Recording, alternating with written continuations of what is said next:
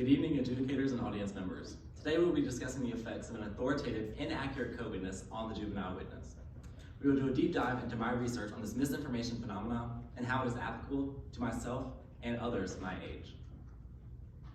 Before we begin, I'd like to tell you a little about me. My name is Cody Scarce, and I'm currently a senior attending Chatham High School. In the fall of 2023, I plan to attend the University of Virginia. It is at UVA where I plan to double major in international relations and government on a pre-law course track. I think it is fitting that I plan to continue working with people as a lawyer and potential criminal investigator.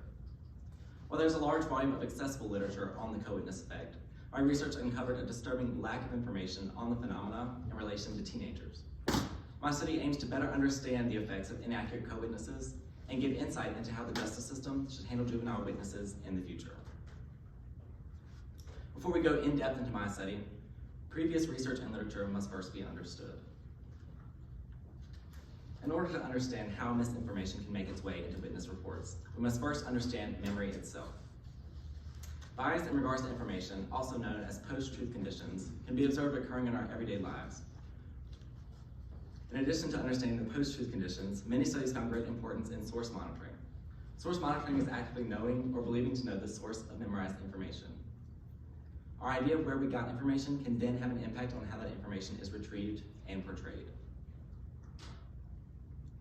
While studying previously written literature, I found it necessary to learn how confidence, age, and self-concept all factored into the portrayal and reception of information. One study by Zafar et al. Found that all three of these factors have a positive correlation to the others. In another study by Hope and Gabbard, it was determined that age alone can impact how a person's dialogue is accepted by others. Because of this intriguing dynamic, I found these factors a pertinent part of deciding what I wanted to conduct my research project on. In order to understand the gap that my study fills, it is important to understand what a co-witness is.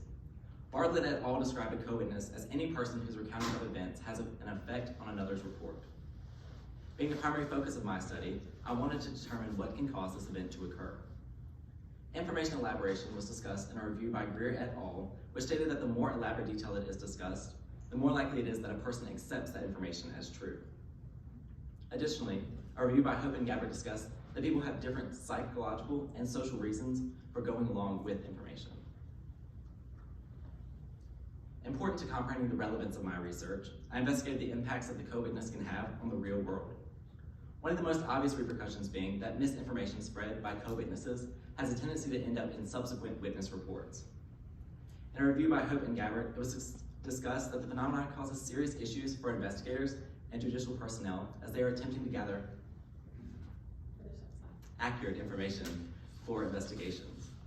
Expanding on the impacts on the court system, another review by Miller suggests that misinformation present in reports can have an impact on the jury's final decision.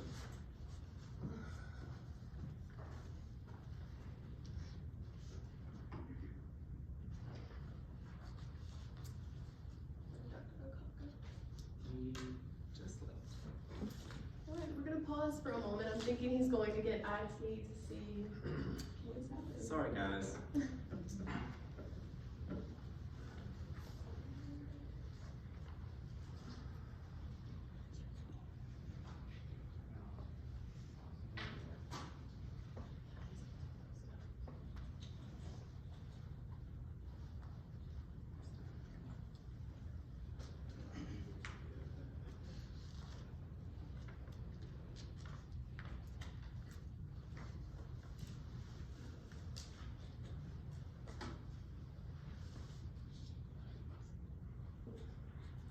I'm really glad now that you went first to work out all the kids. I don't want to be the guinea pig.